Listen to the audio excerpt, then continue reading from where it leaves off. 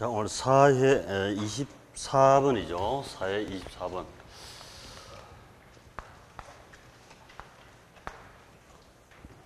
접수를 하시고 출사표로 던지고 나면 본격적으로 집중이 됩니다. 추석 잘 보내시고 추석 전후 3일 추석 날만 조상하고 인사를 하고 전후 날은 또 뭔가 찜이 뽑고 하면 곤란하고 설에 동산들 다 당기시고 설에 하시기 바랍니다. 설에.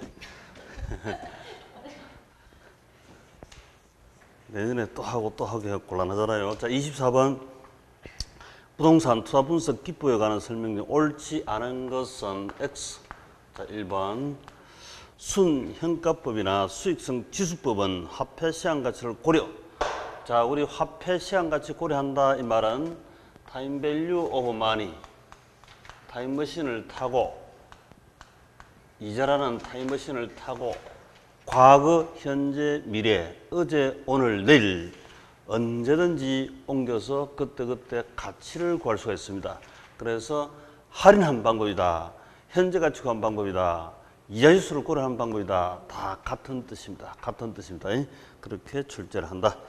자, 우리 순현가법 또 순현가법 현재 가치를 구했으니까 현재 가치 구하는 방법 맞고, 그다음 수익성 지수법, 지수법은 우리 지수는 분모 분자니까 분자는 현금 유입의 현가, 분모는 현금 유출의 현가 이렇게 구하죠. 그래서 다 구하는 방법이 맞고, 또 뭐있습니까? 내부 수익률법. 자, 내부 수익률법은 내부 수익률로 할인합니다. 그렇죠? 할인. 이자율 고려한다. 현재 가치 구한다. 맞습니다. 이 세 가지 방법은 맞는데요. 근데 희죽하고 회계적익률법, 단순 해수계환법 아니다 이렇게 잘 출제를 합니다. 그래서 일단 맞다. 그다음 2번 내부 수익률은 순현재 가치를 0으로 만드는 할인율, 수익성 지수 1로 만드는 할인율이다. 오케이, 맞죠? 자, 순현재 가치를 0으로 만드는 할인율, 수익성 지수를 1로 만드는 할인율. 그때는 내부 수익률하고 요구 수익률하고 같다 다르다? 같죠. 요구 수익률이 내부 수익률하고 같아. 자, 이 두 가지 방법은 할인율이 요구 수익률이고 내부 수익률법 할인율은 내부 수익률인데 손익분기점에서는 같을 수밖에 없죠. 그래서 요구 수익률이 바로 내부 수익률이다. 이렇게. 자, 손익분기점 그걸로 기억하시는 게 좋겠다. 손익분기점. 손익분기점에서는 이럴 때는 셋 다 같아. 그 다음 3번 세전 현금 수지 성수의 역수는 지분 배당률이다. 자, 저희 T 방법으로 했습니다. T. 1시기, 2시기, 3시기를 모셔와서 그냥 그대로 집어넣으면 되는데 우선 단편적으로 특별히 보면 공식이 오는 것이 여태까지 공부를 했기 때문에 편한 듯 싶지만 공식으로 안겨서는 어림도 없습니다. 공식은 아닙니다. T로 해서 전체 캐시플로우, 현금 흐름 상식 논리로 들어가시면 내 생각 속도대로, 눈빛 속도로 다 답이 나오게 되어 있습니다. 거짓말 같죠? 그렇게 다 됩니다. 자, 지분은 이거죠. 이게 지분이지, 지분 과실 이렇게 올리면 되지. 이게 지분 배당률이다. 지분 배당률. 이때 이 과실이 세전 현금 흐름 맞습니까? 세전 현금 수지, 세전 수익률 이렇게. 세전 수익률이 바로 지분 배당률, 지분 환원율, 지분 요구 수익률 같은 말이다. 같아. 아빠 용어 5개, 같아 이렇게 나온다 있고, 엄마 용어 우리 순영업 소득 이렇게 하시가 7개, 가장 많이 부르는 용어 이렇게 다 같아 이랬습니다. 그래서 요걸 물구나무 씌우면 역수, 물구나무 씌우면 당연 지분이 1억이고 세전 현금 흐름이 2천만 원이라면 역수는 5죠. 세전 성수 5 이렇게 하면 되고, 세전 수익률은 20%지. 1억 투자해서 2천만 원 벌면 세전 수익률이 20% 아닙니까? 이걸 역수로 물구나무 씌우면 성수다 이랬죠. 우리 수익률의 역수는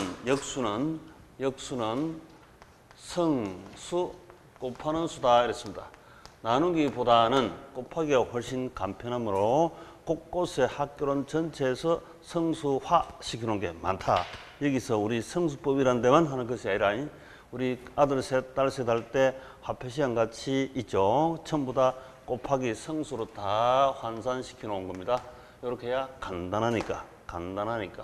그래서 수익률의 역수가 분의 1이 역수죠. 3의 역수는 3분의 1이니까. 그래서 수익률의 역수 물구나무 씌우면 성수가 됩니다. 성수화 시켜놓으면 계산이 간단합니다. 그래서 곳곳에 이렇게 합니다. 우리 이 학교론 책뿐만 아니고 일상 경쟁에서도 엄청 이래 쓰고 있습니다. 자, 4번. 부채 감당률이란 순 영업소득이 부채 서비스액 몇 배가 되는가 나타내는 비율로서 대출자는 부채 감당률이 1 이상일 것을 요구합니다. 그래서 간단하게 T, 다시 전체 흐름을 한번 보시면 내 돈 1억, 2억 빌리가 3억짜리 원룸을 샀습니다. 그런데 영업수익에서 영업비용 뺀 순영업소득이 3천 벌어가지고 그 다음 약속된 원리금 2천만 원, 1천만 원 지불하고 1천만 원이라면 지불하고 나머지 2천만 원이 세금 내기 전 수익률 내 돈이다 이랬죠. 그래서 일단 열심히 벌어가 약속된 원리금 주고 나머지 내 거 이렇게 배정. 이것도 같아. 3천이 1천, 2천 오른쪽 왼쪽 돈이 같을 수밖에 없죠. 투자한 시드머니도 같고 같아.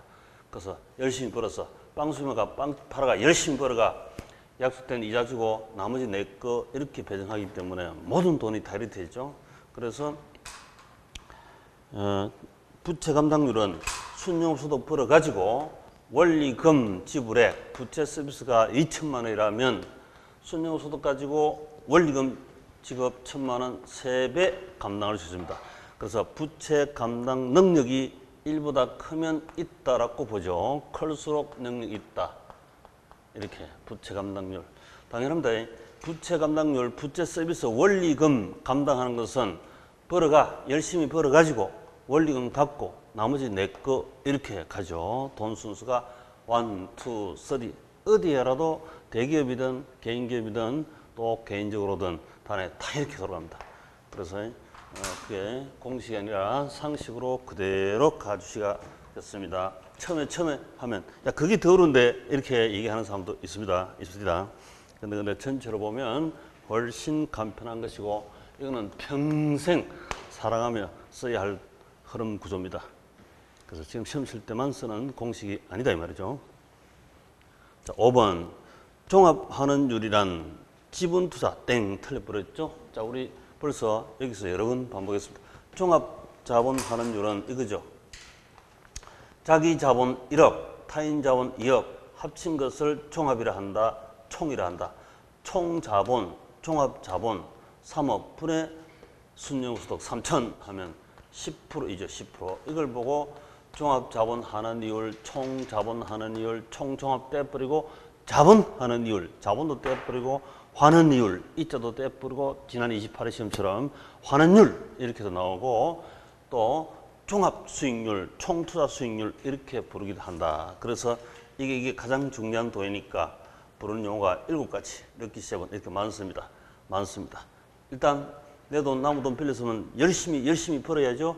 열심히 번 돈, 그 다음 약속된 원리금 주고 나머지 내 거 이렇게 가기 때문에 당연합니다.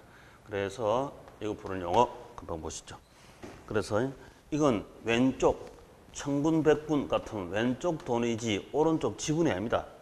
일단은 계산형에서 천군100군이냐 이것만 판가름해도 반은 벌써 답을 찾고 들어갑니다.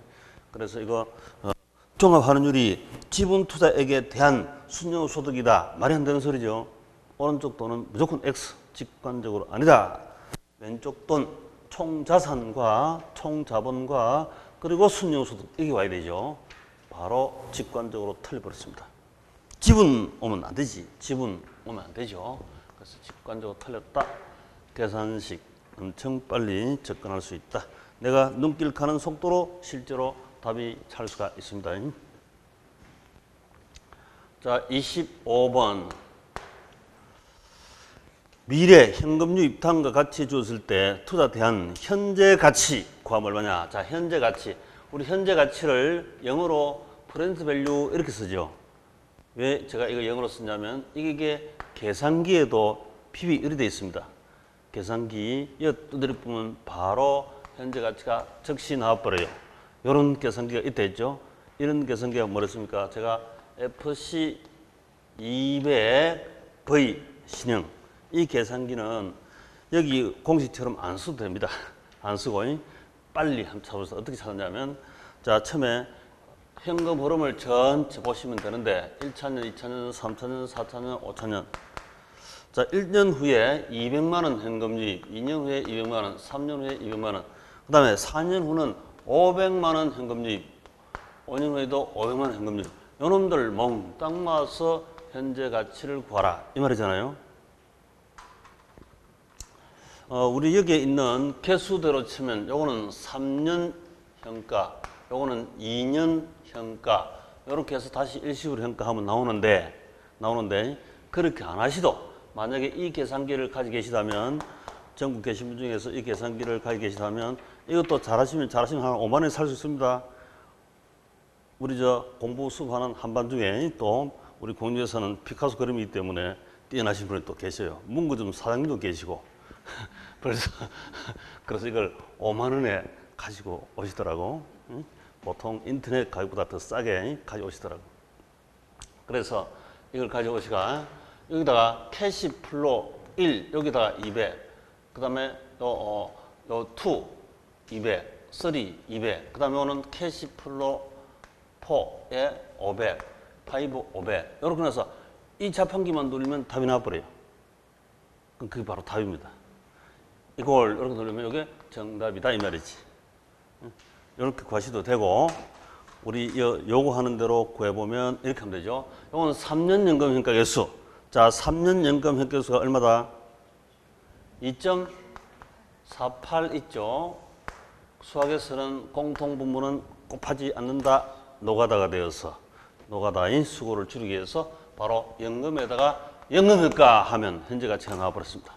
그 다음 요건 2년 연금 현가 해도 되고, 자, 그럼 그런 해도 봅시다. 2년 연금 현가 개수는 얼마다? 1.75 돼 있죠. 공통분모 빼고. 그러면 2년 연금 가면 요 놈이 나와요. P3. 세 번째 현재 가치가 나온다고. 요 놈을 다시 한 번 더 땡기 내리면 되죠. 요거는 3년 일시불의 현가 개수 곱하면 되겠지.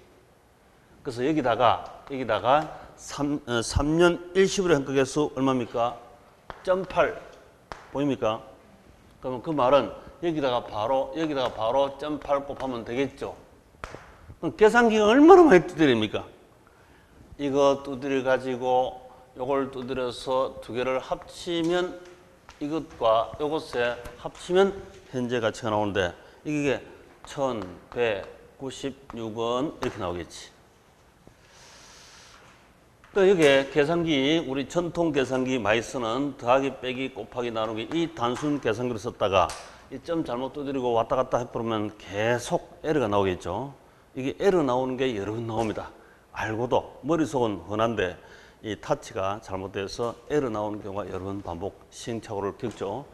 그래서 제가 이 계산기 있으면 그런 시행착오가 없습니다. 왜? 자판에 이 현금에 내가 친 게 다 나오기 때문에 잘못 쳤으면 보인다고 바로 역시 그걸 수정을 하면 되니까. 그래서 바로 이렇게 해서 현재 가치 찾아도 됩니다.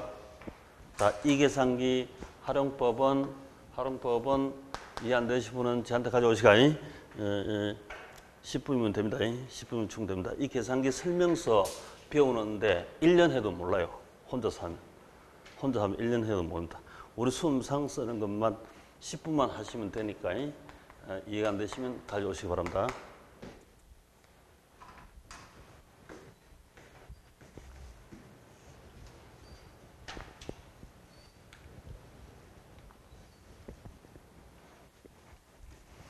자, 26번. 저당 상환 방법에 대한 설명으로 가장 옳은 것은 찾아라. 자, 1. 대출 초기에는 원금 균등 체감 상환 방식 2. 원리금 균등 상환 방식보다 원리금 지불액이 많다. OX. 맞네. 맞네. 원금 균등이 체감이죠. 점점 감소. 원리금 균등이 균등 상환입니다. 그래서 초기에 대출 초기에 상환 초기에 지불액이 많다. 맞는 말씀이죠. 1번 정답. 그 다음 2번. 원금 균등 체감 상환 방식은 기간이 경과할수록 원금 상환액은 체정 땡 틀렸죠? 원금이 균등인데 왜 체정이라? 원금이 균등이라고 앞에서 단언적으로 선언을 했었는데 체정 X. 그 다음 3번. 원리금 균등 상환 방식은 원금은 매월 균등하게 상환되고 이자는 감소하는 원금을 기준으로 매월 상환하는 방식으로 이건 원리금 균등이 아니고 원금 균등 체감 상환이죠. 틀렸다. 땡. 4번. 원금 균등 상환 방식은 체감 상환 방식은 전체 대출 기간에 걸쳐 할부금 지불액이 동일 땡 틀죠. 원리금 균등이 동일한 거지. 원금 균등은 체감입니다. 점점 감소. 틀렸다. 5번. 체정 상환 대출은 주택 보유 예정 기간이 긴 사람에게 유리하다. 젊은 신혼부부는 지금 돈 많이 벌니까 나중에 돈 많이 벌겠습니까? 지금은 백수백조지만 나중에 대리, 과장, 부장 승진하고 더 벌 기회가 많겠죠. 그래서 지금은 적게 갚고 나중에 많이 갚는 체정 상환 방식으로. 그래서 상환 초기에 적게, 후기는 많게 갚는 이걸 주로 선호할 거란 거지 이게 반드시 유리하다 하는 건 아닙니다. 그래서 출제자 의도는 하여튼 X 틀렸다.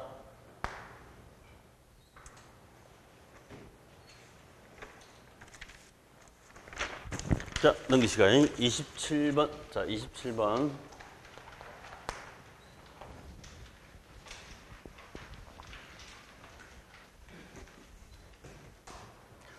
프로젝트 파이낸싱. 자, 이 용어에서 압축된 내용이 많습니다. 자, 우리 T에서 프로젝트 파이낸싱 한다. 이 프로젝트는 우리 은행에서 금융기관 여는 하나 은행이 들어가는 게 아니라 여러 은행이 동시 들어오기 때문에 금융단, 대주단, 금융기관 이런 용어로 금융기관이 물주니까 금융기관 입장에서 주로 출제합니다. 출제 포인트.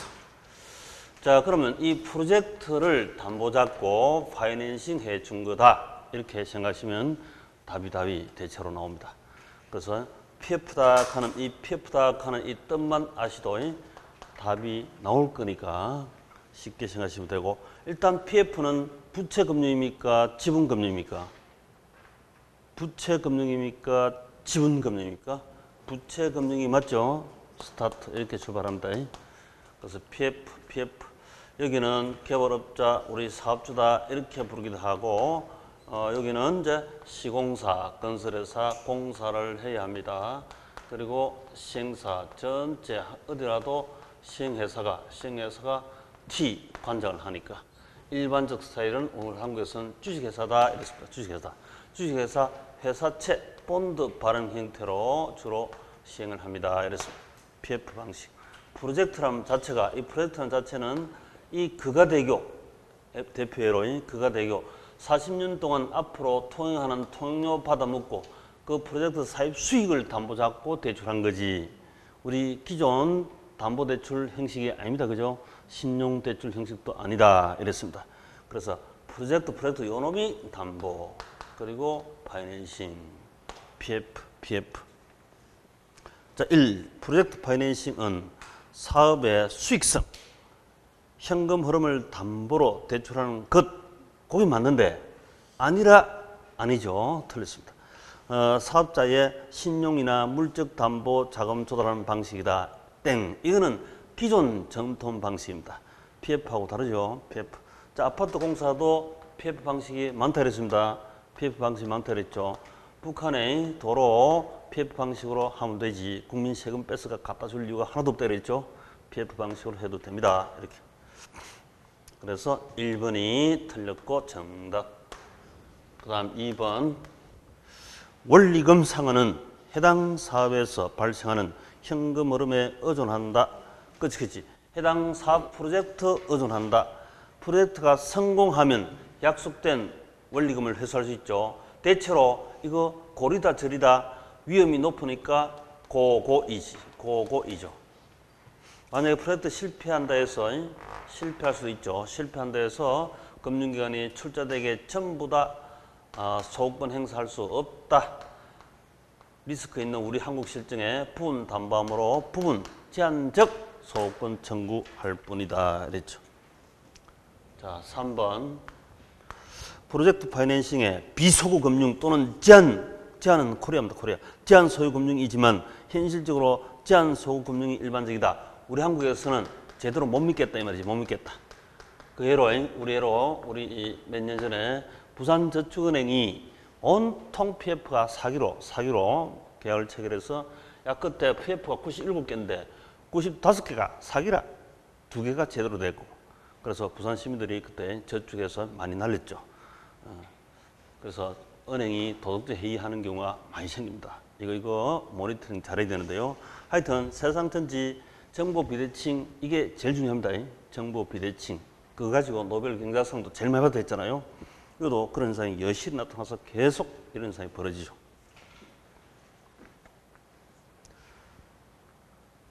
자, 4번. 프로젝트 파이낸싱의 금융기관은 담보대출에 비해서 사업성 검토에 많은 시간, 노력, 비용이 들이므로 정보 비대칭 문제가 일반 담보대출에 비해서 줄어듭니다. 자, 이런 거대한 그가대교를 컨설팅할 때는 뭐 특정 우리 소기업 소규모의 중소규모의 이런 컨설팅 회사에 맡기지 않습니다.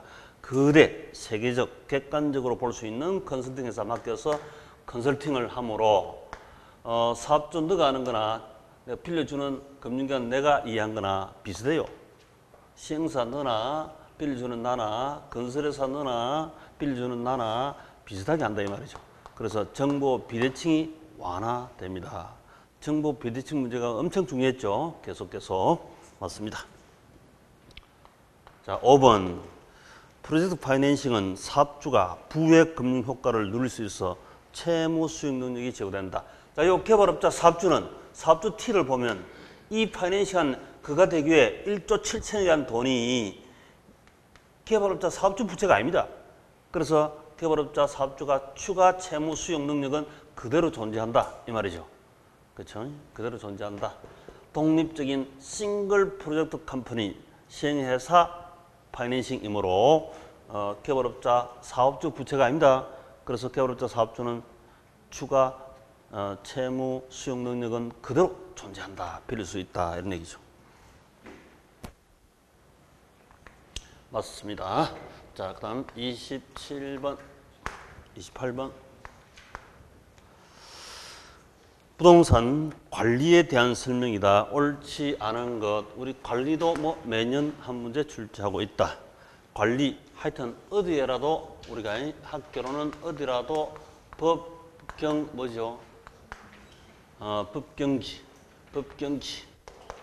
법을 싫어하면 경기법 이렇게 하시든 경기법 이렇게 하시든지. 자, 이 셋 중에서 돈 버는 거는 어느 곳에 가야 돈이 제일 많이 벌리겠습니까? 이 셋 중에 어느 걸 제일 많이 알면 돈을 제일 많이 벌겠습니까? 재테크가 제일 잘 되겠습니까?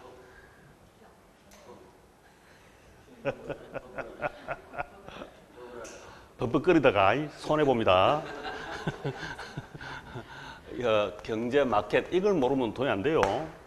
그래서 우리 학교에서도 세 가지 얘기할 때는 경제성 분석이 가장 중요하다 이렇게도 출제를 몇 번 했잖아요 벌써. 이게 이걸 모르면 돈 안 됩니다. 이게 돈이지. 많이. 돈은 돈 버는 거 이걸 잘 판단해야 돼요. 뭐 특정 권리 하나 얻었다고 해서 고객에 돈 될 경우도 있어요. 경매도 어떤 분들 보니까 경매 800만 원짜리 받았다가 10년 후에 그 땅을 800만 원에 팔았대. 권리 분석 잘했죠. 법적 권리 분석은 잘했을지 몰라도 시장 경제 분석 이게 안 돼가지고요. 사실은 손해 아닙니까? 여기에 경비도 많이 들고 그랬죠. 그래 보통 뭐 800만 원 돈 800만 원 요즘 시에 800만 원 별 돈도 아니잖아요. 그 쫓아내는 위자료가 나오겠어요.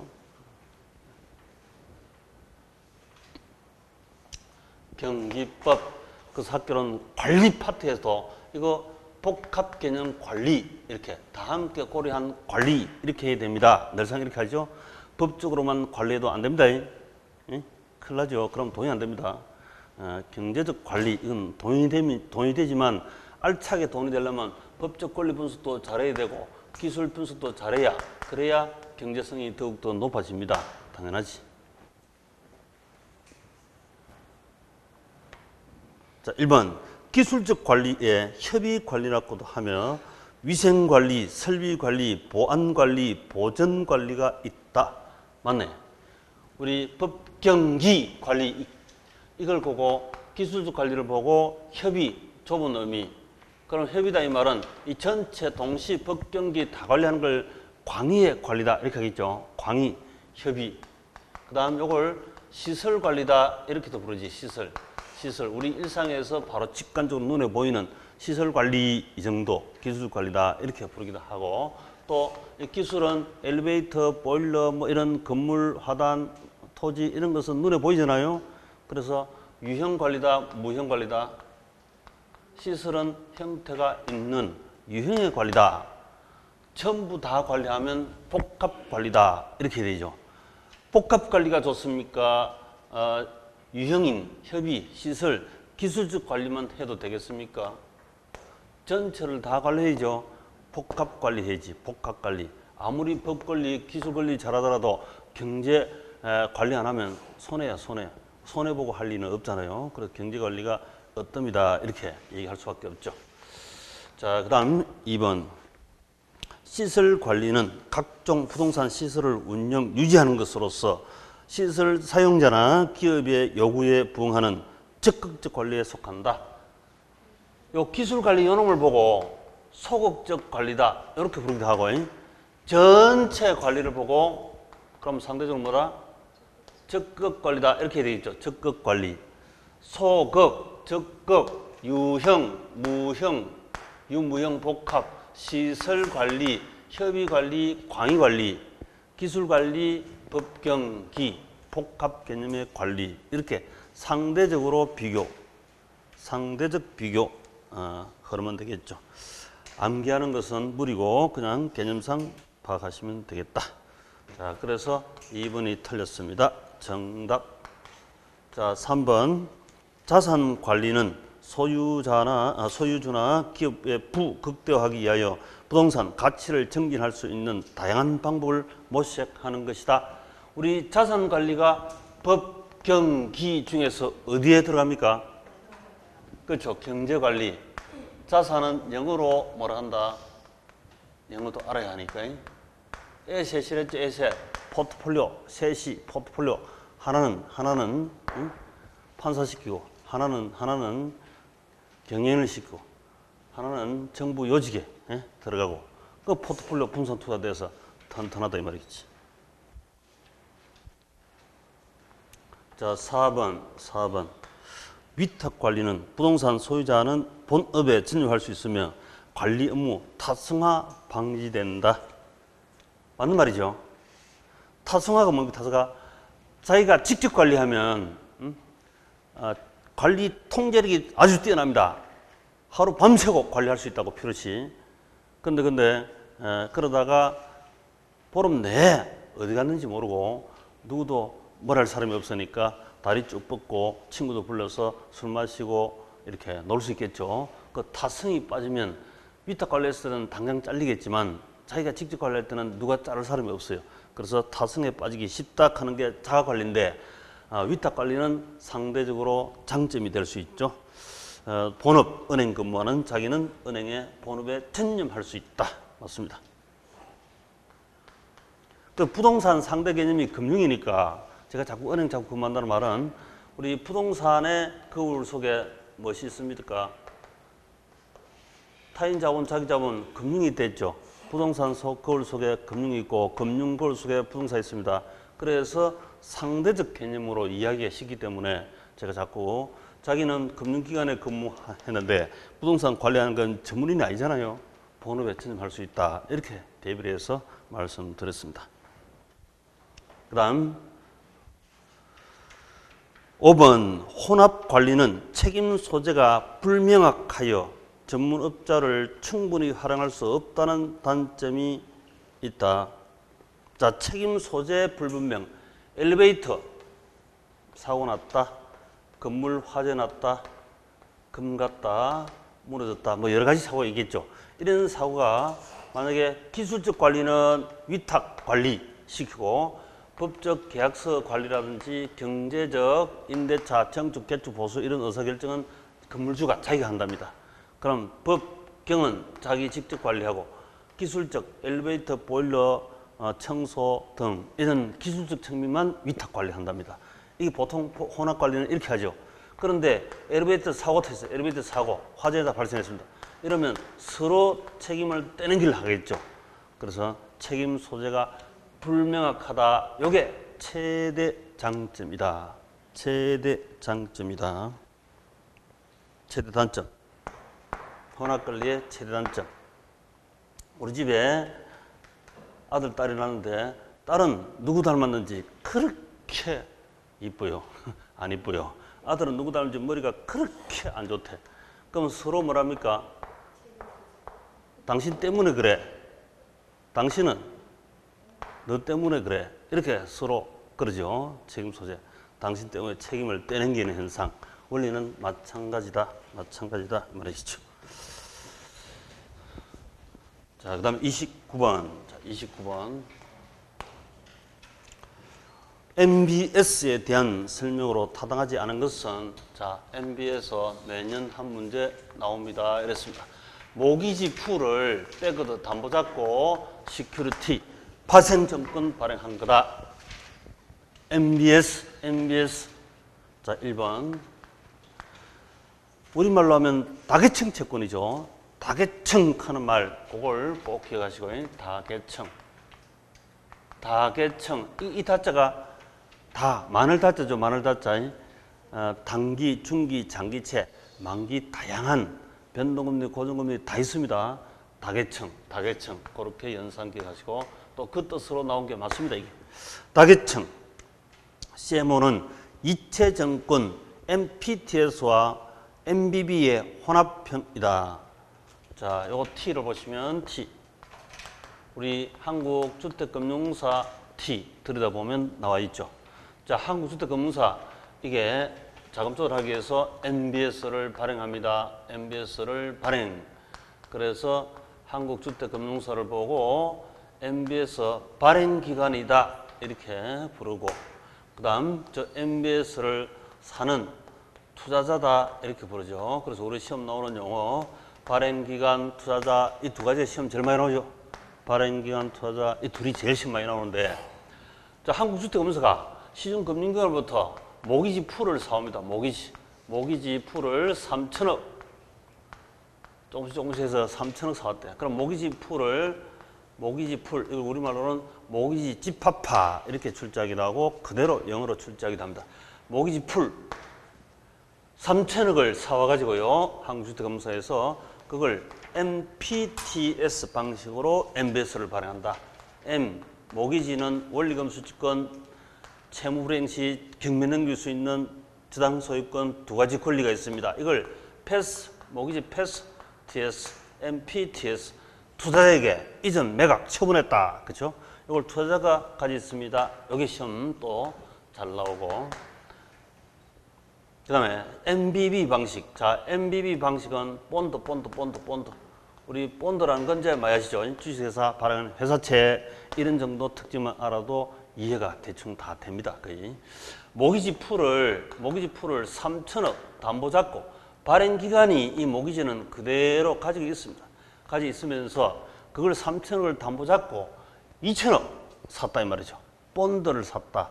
일반 주식회사에 우리가 회사채를 살 때도 담보, 당연히 대출은 아니지만 담보 잡고 본드 회사채를 삽니다.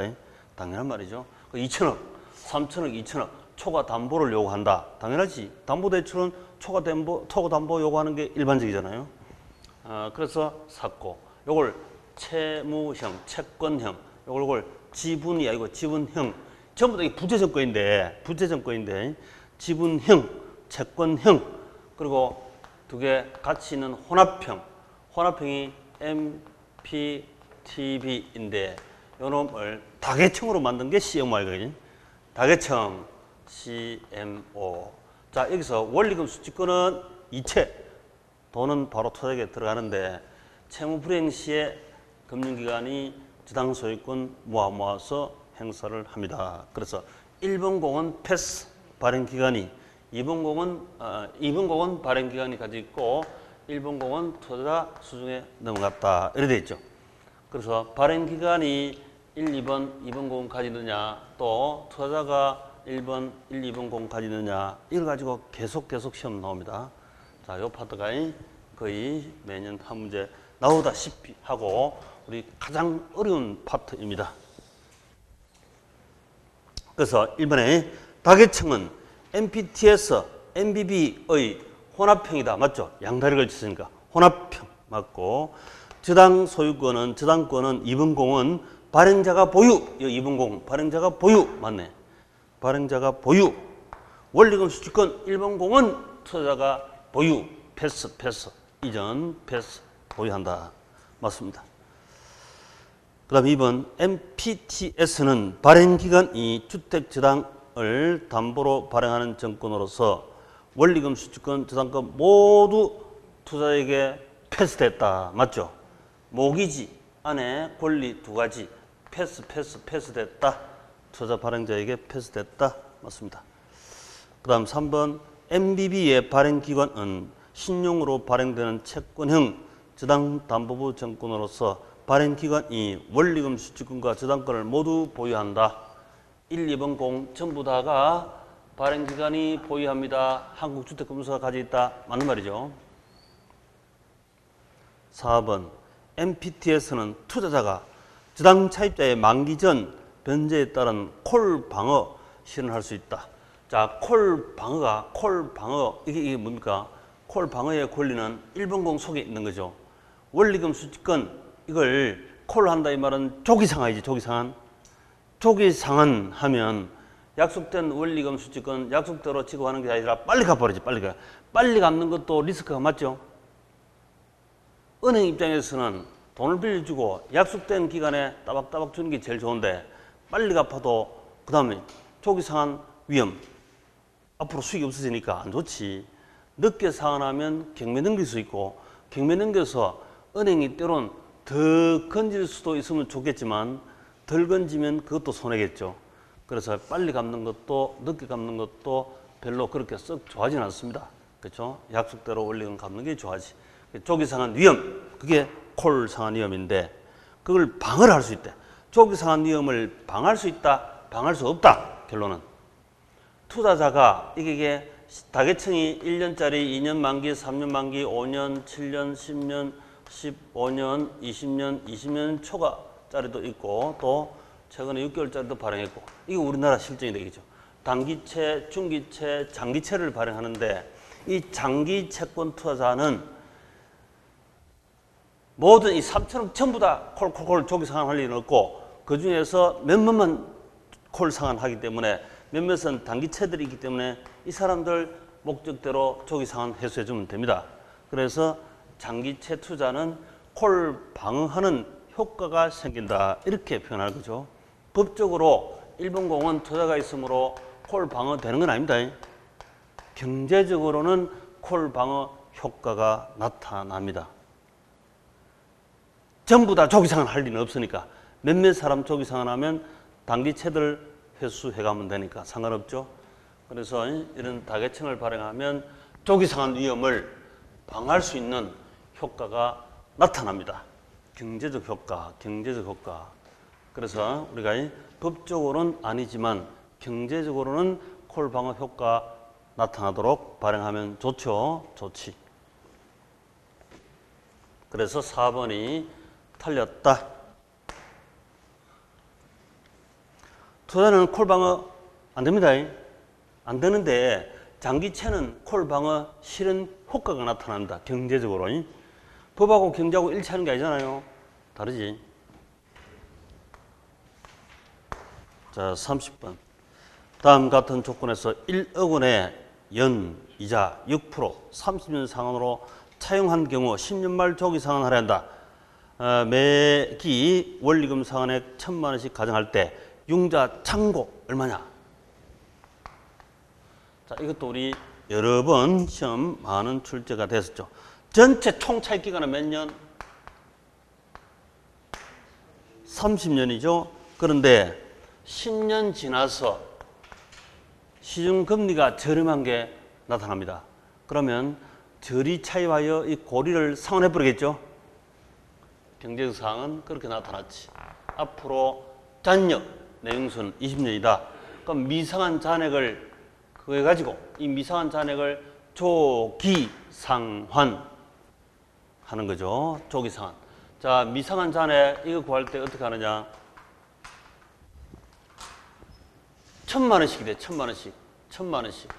1,000만 원, 1,000만 원 쭉 가면 이게 연금이니까 연금 현가 개수 곱하면 나오겠지. 1,000만 원 곱하기 연금 현가 개수. 이때 연금 현가 개수는 앞으로 20년 남았으니까 20년치 연금 현가 개수 이렇게 하면 되겠죠.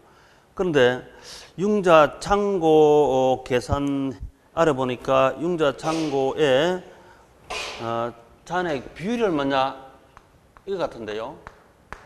상환 비율이 있고 잔액 비율이 있고 두 개 합치면 1이 되는 거죠. 1. 자, 잔액 비율은 30년 분의 20년 하면 되죠. 이게 잔액이지.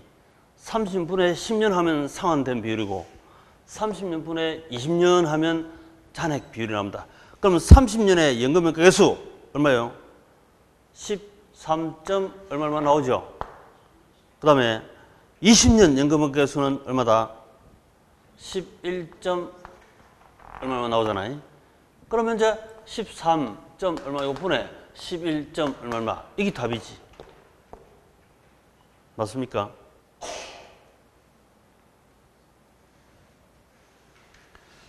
그런데 요렇게만 하면 잔액 비율이 나오고, 자, 여기서는 지금 융자 잔고 계산해야 할 식으로 맞는 것은 원리금 균등이 1,000만 원씩이다.